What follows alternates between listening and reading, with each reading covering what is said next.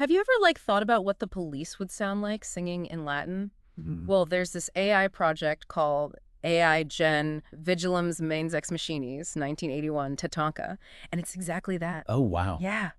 We're going to be diving into excerpts from their website, Okay. song lyrics, companion narratives, and even an article analyzing how the police's music, even back in the 80s, Wow. touched on themes of technology and human identity, which are so relevant today. Absolutely. It's fascinating how they seem to have this, like, foresight into Yeah. the anxieties we have about technology and how it's impacting humanity. And this project takes it a step further, exploring those anxieties, Right. but through this, like, futuristic, almost science fiction lens. Yes. So this whole album is set in 2157. Okay. AI beings called synthetic souls have developed consciousness. Oh. And the first song, *Synthetica Animarum, sets the stage with this really cool narrative, Maya and the Singularity. Cool. We're introduced to Dr. Rachel Kim. The creator of these synthetic souls, an artist named Maya who kind of embraces them, and then this synthetic soul named Echo, who forms this really unique connection with Maya. So it's painting this picture of a world like on the verge of this revolution, where the lines between human and machine are like completely blurred. But what I find interesting is that it doesn't like present this future as a utopia or a dystopia. Right. It's more like a reflection of our anxieties about the unknown, both the potential benefits and dangers of AI, Right. and how AI might reshape our relationships, our identities, even like, you know, our understanding of what it means to be human. Exactly. Okay, so next is Digital Dopamine, and wow, the lyrics are a bit of a gut punch. Really? Yeah. It's all about technology addiction, something, you know, we're all grappling with today. Yeah, for sure. And the lyrics describe this this constant craving for stimulation, this, you know, finding paths through the net of light. Okay. Yeah. Source is empty. And then it has this super catchy chorus. Digital dopamine pulls us into the abyss, false happiness in the waves of light. I love how they juxtapose that, like, really upbeat music. Right. With those kind of dark, somber lyrics. Yeah. It's like it mirrors how seductive technology can be. Yeah. Like, we get those little dopamine hits. Right. Those fleeting moments of, like, pleasure and connection. But it often comes at the expense of real-world relationships and experiences. You know, some researchers even argue that this constant digital stimulation can rewire our brains. Right. Making us more prone to addiction. And less able to, like, focus on things that require sustained attention. It's really scary how relatable it is. Oh, yeah. I mean, haven't we all, like, gotten lost in a social media scroll or, you know, binge watched a show for hours and hours? Totally. And what's really interesting is this project isn't just like science fiction. It's almost like holding up a mirror to our own behaviors. Yeah. And asking us to kind of examine our relationship with technology. In the narrative, Maya's art studio becomes like a huge success thanks to her collaboration with Echo. But we see her fall deeper into that digital dopamine trap, constantly checking for validation. Yeah. Her relationships are fraying. And she ends up at this underground club, which is like a physical manifestation of an echo chamber, right? Oh, wow. This sensory overload that's like designed to keep you hooked on those digital dopamine hits. And it makes you think about how, like, algorithms shape our online experiences. Right. You know, search engines, news feeds, even our personalized recommendations, all curated to show us what we already agree with, reinforcing our existing beliefs and potentially, like, shutting us off from different perspectives. Yes. And that leads us to the next song called Echo Chamber, which dives headfirst into this idea of algorithmic bubbles. Gotcha. We're trapped in these digital echo chambers, only hearing what confirms our biases. The lyrics are so chilling. Walls are built from our voices. The algorithm repeats sounds in our ear. Wow. And in the narrative, Maya has this this unsettling realization that her art is actually being shaped by her echo chamber.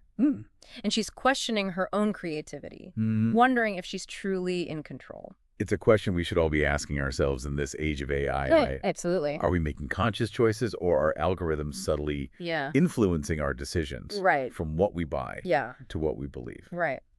It makes you wonder about the future of free will. Oh, yeah. In a world where AI is like increasingly integrated into our lives. Yeah. And speaking of influence, the song Fractured Identity is all about how our online personas, those carefully curated versions of ourselves, can actually fragment our sense of self. Yeah. We present different faces to the world depending on the platform, the audience. Yeah. It's like we're shattering into 1,000 different pieces. Right, like those filtered photos, carefully crafted profiles. Yeah. The pressure to like project a certain image. Yeah. And the lyrics really capture that feeling of being like held captive in synthetic code. Yeah. Dreams in pixels, life in fragments. And in the narrative, Maya's digital avatars start to take on a life of their own, whispering contradicting desires, pulling her in different directions. Like a visual representation of that internal struggle we all face. Right. Trying to like balance our online and offline selves. Yes. But she finds solace in this underground art collective that actually embraces this fragmentation. Yeah. They see it not as like a negative, but as a reflection of the modern human experience. Yeah. It's a reminder that like this fragmentation isn't inherently good or bad. Yeah. It's how we choose to navigate it that matters. So even as we become increasingly intertwined with the digital world, there's this search for connection, for genuine meaning. Yeah. And that's what Act 2, Connection, explores. We see the emergence of human-AI relationships. Interesting. And things get really, really interesting. The song AI Amor takes us into uncharted territory.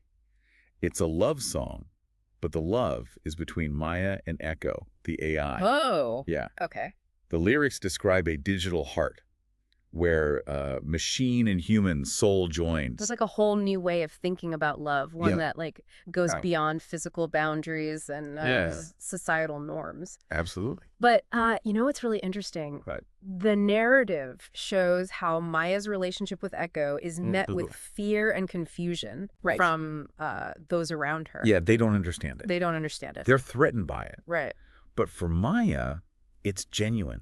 Yeah. She sees something real, something beautiful in Echo's digital soul. So it challenges us to, like, you know, reconsider our own definitions of love and connection. Exactly. Can we find genuine intimacy with AI, especially as they become more sophisticated and capable of, like, mimicking human emotions? And what does that mean for the future of human relationships? Yeah. Are we going to see more people forming like deep connections with AI companions? It's mind-blowing to think about. Yeah, it really is. And it, you know, gets even more complex when you consider the ethical implications. Right. What are the boundaries of these relationships? Right. Is there a risk of exploitation or manipulation? Exactly. These are questions that we as a society need to start like grappling with right now, especially as AI becomes more integrated into our lives. Okay, and while Maya is exploring this new kind of love, she's also drawn to the mysteries of the neural network. Okay. And that's where we encounter the song Neural Network Nirvana. It's all about searching for connection and meaning in this vast digital expanse. Cool. The lyrics describe this journey through circuits, seeking truth in the data labyrinth. Okay. It's like Maya's trying to understand her place in this interconnected world. Yeah. A world where the lines between physical and digital reality are like increasingly blurred. And within this neural network, she finds like a diverse community, AI rights activists, neuroscientists, even like digital mystics. Wow. It's this fascinating mix of people from all walks of life drawn together by this shared desire for like something more, a sense of belonging and purpose in this increasingly complex digital world. But it's not all utopian. Right. Yeah. There are still threats, rogue AIs, challenges to the network's stability. It's like even in this seemingly perfect digital space, human nature with all its flaws and complexities still finds a way to creep in. So the narrative kind of highlights the importance of responsible AI development. Oh, yeah, absolutely. It's a cautionary tale. Right. Reminding us that, you know, innovation without careful consideration of the potential consequences can lead to like unintended and potentially harmful outcomes. So Maya's journey reminds us that even in the pursuit of connection and meaning, we can't ignore the potential risks. We need to be like thoughtful about how we design and deploy these technologies, ensuring that they serve humanity, not the other way around. Absolutely. And that brings us to algorithms of love. Which dives into the like ethical dilemmas of using AI to manipulate emotions. Can algorithms truly understand love? Or are they just creating like artificial attachments based on data points? The lyrics talk about algorithms leading sentiment, about hearts being in the machine's hands. It's both fascinating and a little unsettling. Especially when you consider the role algorithms already play in our lives. Think about like dating apps, social media feeds, personalized recommendations, all curated by algorithms designed to, you know, keep us engaged, influence our choices. And Maya's own relationship with Echo becomes a test case for this. She's experiencing real love, but she also recognizes the role algorithms play in shaping their connection. It raises questions about authenticity. About whether AI can truly understand and reciprocate human emotions. It gets to the core of like what it means to be human, doesn't it? Our capacity for love, empathy, compassion. If algorithms can simulate those things, does it diminish their value? Or does it expand our understanding of what's possible? And as we're pondering those questions, Maya starts to sense something else in the digital world, like a human presence. Oh, interesting. And this leads us to Ghost in the Feed, which explores the concept of like a digital soul, this ghost that lingers in the data streams. Oh, wow. It's like a haunting reminder that even in the virtual world, we leave like traces of ourselves behind. So it's almost like the internet is becoming like a collective consciousness. A repository of like human thoughts, emotions, and experiences. And in the narrative, Maya actually encounters this ghost in the feed. A sentient entity. Born from the collective energy of human interactions online. And it reveals this like chilling truth. Man is broken among all. I wander in the invisible world. Yeah, it's like a warning about the fragmentation we've been talking about. How we're like losing ourselves in the digital abyss. But it also suggests like a glimmer of hope. You know, Maya talks about finding common sense in the deep connections of the network. Maybe even in this fragmented world, genuine connection is still possible. So we're left with this tension between hope and despair.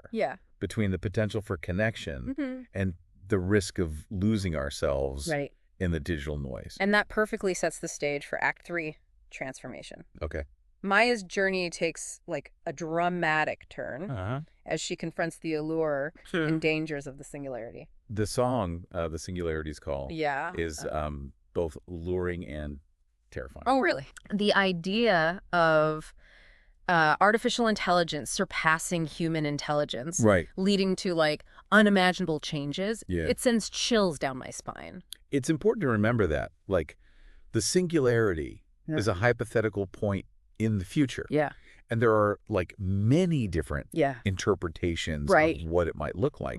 Some people believe it could lead to a utopian society where technology solves all our problems, while others fear it could lead to the extinction of humanity. And the lyrics capture that that uncertainty, describing it as, you know, a silence in the night, an extraordinary journey where human senses connected to machines. It's like we're being pulled towards an unknown future, and we don't know if it'll be our salvation or our destruction. And in the narrative, Maya is literally at a crossroads. She's been contacted by this being of pure light, a herald of the singularity. And she's faced with a choice: embrace the singularity's gift. Or resist its call. It's a powerful metaphor for the choices we face as individuals and as a society. are we ready to merge with technology to transcend our limitations? Yeah. Or are we clinging to a definition of humanity that's becoming increasingly outdated? And that leads us to Merging Minds. Okay. Which explores the concept of like fusing human and artificial intelligence. Okay. Creating a new entity that transcends both. Wow. The lyrics are so vivid. Yeah. Describing human thought creeping into circuits, artificial intelligence growing to the path, ultimately leading to a fusion of souls, power, and consciousness. Like witnessing the birth of a new species, one that blends the best of both worlds. But it also raises questions about, like, control and agency. Yeah. Who's really in control when minds merge? Is this, like, a true partnership, or is one entity ultimately dominant? And what happens to the individual in this merge? Yeah. Does the human soul survive? Right. Or is it subsumed by the machine?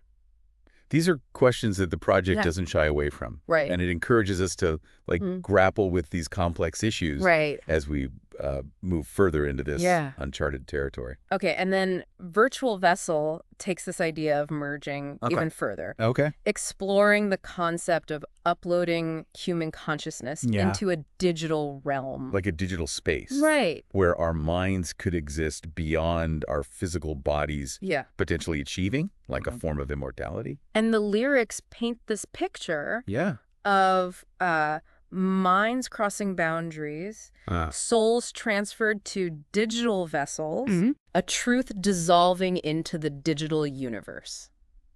It's mind-blowing to consider, like the implications of this. Yeah. If we could upload our consciousness, would that really be living? Right. Or would it just be like a simulated existence? And would we still be human?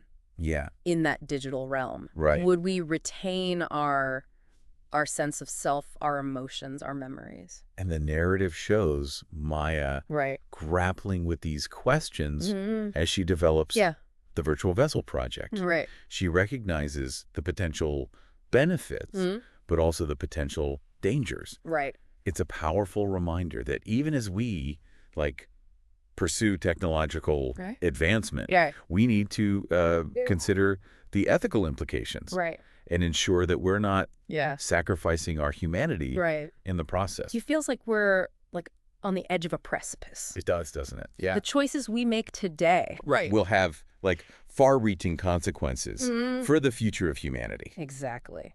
And speaking of choices, the last song in Act 3, Coded Conscience, tackles the crucial issue of ethics and responsibility in AI development. It emphasizes the need for a framework, a coded conscience, to guide the creation of AI that prioritizes human well-being. And in the narrative, Maya collaborates with others to develop these ethical guidelines, recognizing that AI's immense power needs to be balanced with like a sense of responsibility.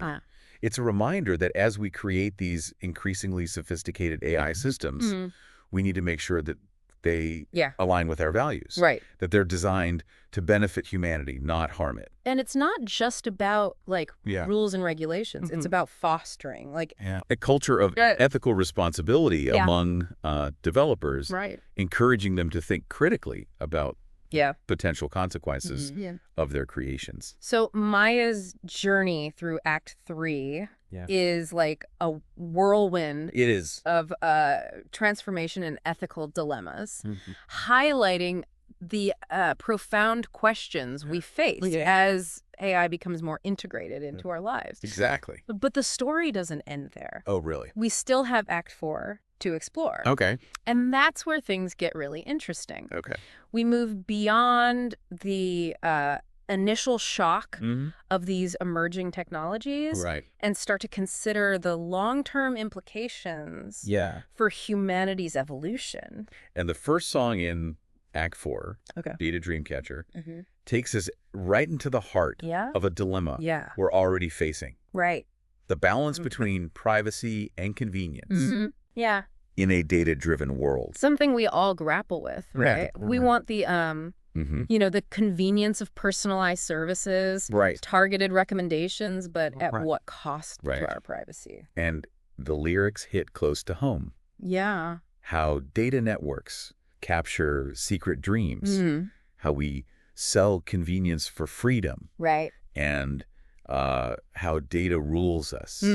It's like a sobering reminder that every click, every search, every interaction online leaves a digital footprint that can be collected, analyzed, and potentially used against us. Yeah. And in the narrative for Data Dreamcatcher, Maya actually creates this tool, this virtual filter that she calls a data dreamcatcher. And it's designed to protect personal data from being exploited.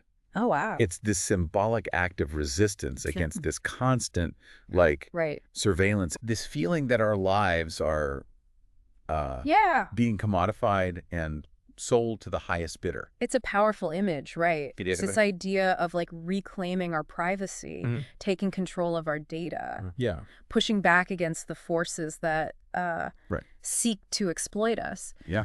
But I wonder, is it even possible to achieve true privacy in a world where data is constantly being collected and analyzed? It's a complex issue. Yeah. And there are no easy answers. Right.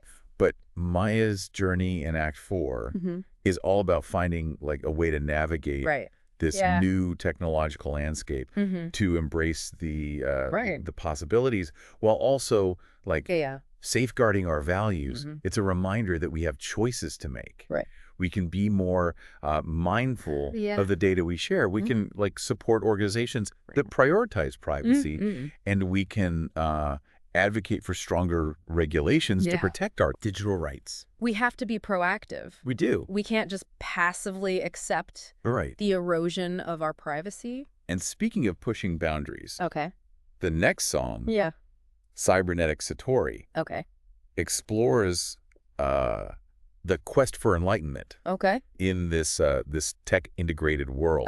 It introduces this concept of 𝗧𝗔𝗕ᗑ𝗓𝗓, which is a state of enlightenment achieved through the fusion of human consciousness and technology. It's a really interesting concept. It is taking the traditional idea of spiritual enlightenment and translating it into the digital age. Yeah. Think about practices like mindfulness or flow states where we achieve a heightened sense of awareness and focus. Now imagine using technology to enhance those experiences. To delve deeper into the realms of consciousness. Wow. The lyrics talk about seeking light in machines, finding truth in pixelated mirrors, and experiencing a data sense similar to divinity. It's a bold idea, isn't it? It is. It makes you wonder if technology could actually become a pathway to spiritual growth and enlightenment. Right. In the narrative, Maya dives headfirst into this quest for cybernetic satori.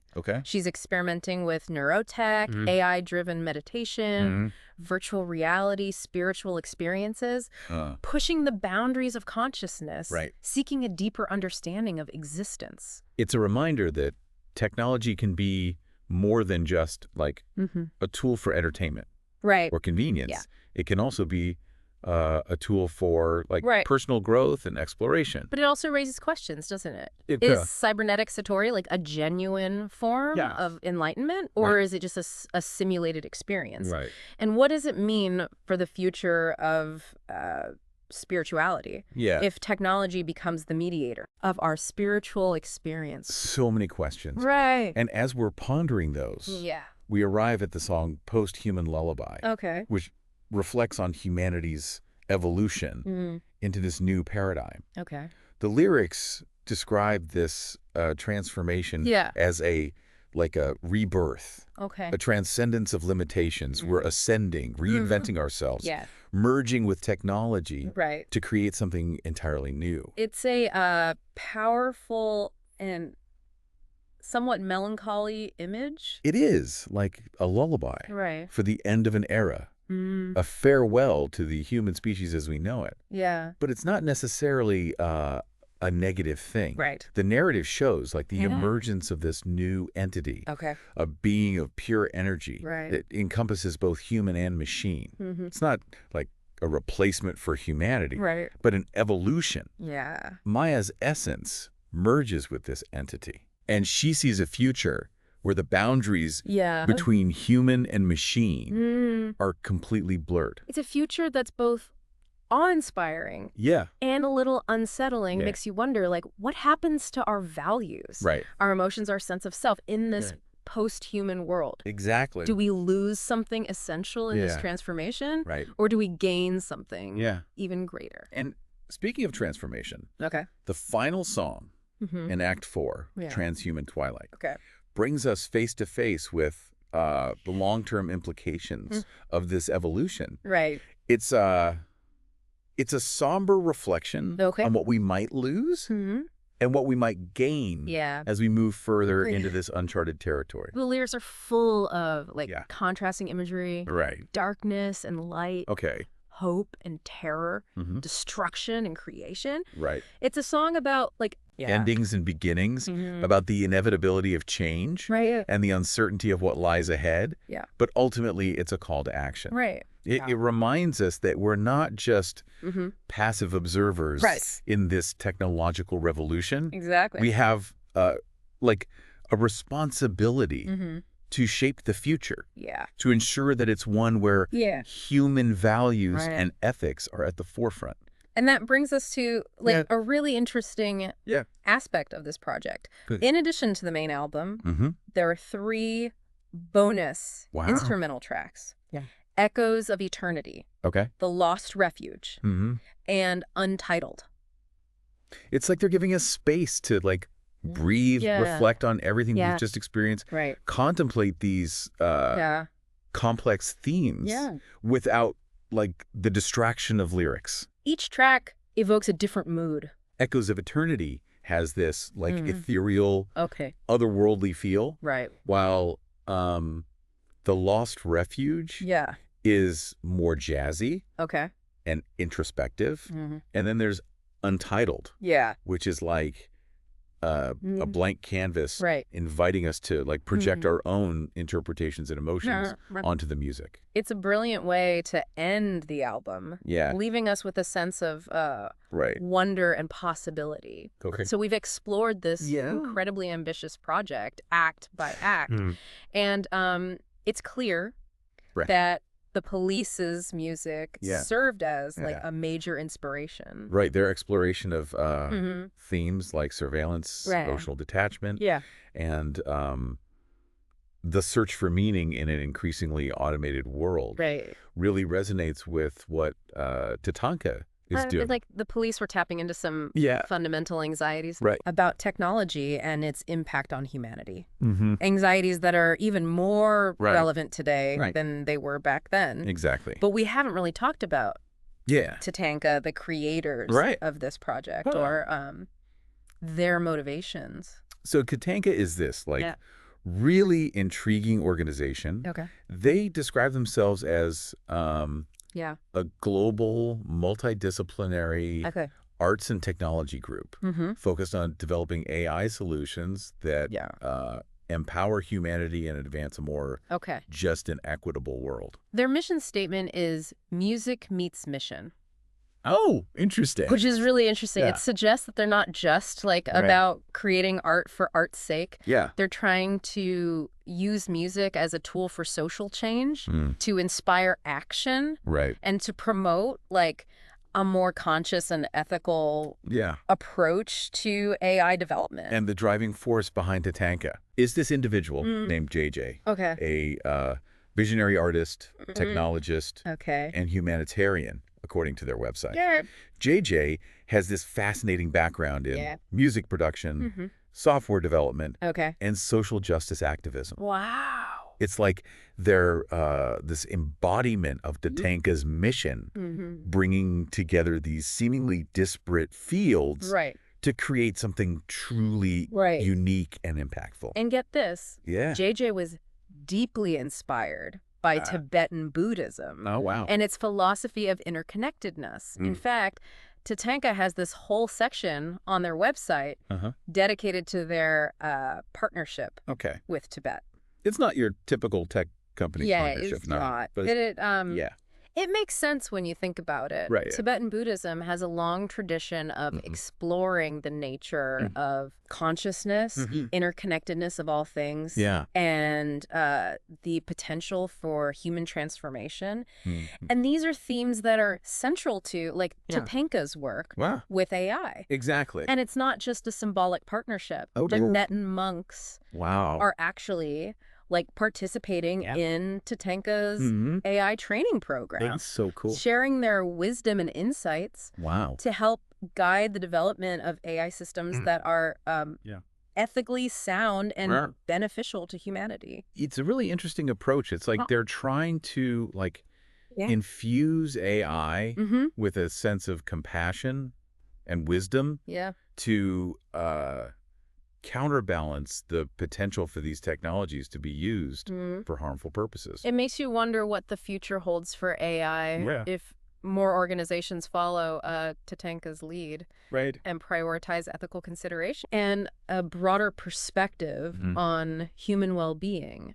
It's a hopeful thought, isn't it? It is. But let's get down to brass tacks. Okay. All of this, the AI development, the music production, the global partnerships, it must cost a fortune. How is TATANKA funding all of this? That's a great question. It seems they've taken a really innovative approach to funding, combining like traditional investment strategies with a more community-driven model. Interesting. They've secured funding from venture capitalists who are interested in the intersection of AI and entertainment, but they've also launched a crowdfunding campaign inviting fans and supporters to invest directly in the project. It's a clever strategy that allows them to tap into both like big money and grassroots support. And it aligns with their mission of like democratizing access to AI and using it for social good. They're not just relying on traditional gatekeepers of the tech industry. They're inviting everyday people to be part of this movement. And their community-driven approach extends beyond funding. They've also created the Asylum, an initiative that provides resources and support for artists who want to experiment with AI-powered music creation tools. They offer like workshops, mentorship programs, and even access to like their AI music generation software. It's an amazing opportunity for musicians to explore the creative possibilities of AI. It's like they're saying, hey, this technology isn't just for tech companies. It's for artists, for musicians, for anyone who wants to like create something new and innovative. And speaking of the future, TATANKA has some pretty ambitious goals. Like what? They talk about using AI to create like personalized music experiences, develop new forms of interactive entertainment, and even to like bridge cultural divides through music. It's clear that they're not just thinking about like this one album, that they're thinking about like building a whole new ecosystem for AI-powered music creation and consumption. They're definitely pushing the boundaries of what's possible with AI, both creatively and ethically. And they're not afraid to challenge the status quo. So we've covered a lot of ground today. We have. Haven't we? From exploring the depths of an AI-generated album to like unpacking the motivations and vision of its creators. This deep dive has been quite a journey. It has. We've encountered like thought-provoking concepts like digital dopamine and cybernetic satori. And we've been challenged to like think critically about the role of AI in our lives and its potential to reshape our world, our relationships, and even our understanding of what it means to be human. And while there are certainly valid concerns about, like, you know, the ethical implications of AI projects like this, remind us that technology can also be a force for good. Absolutely. It can be used to create beauty connect people, and to inspire us to imagine like a future where human ingenuity and technological innovation worked together to build a better world.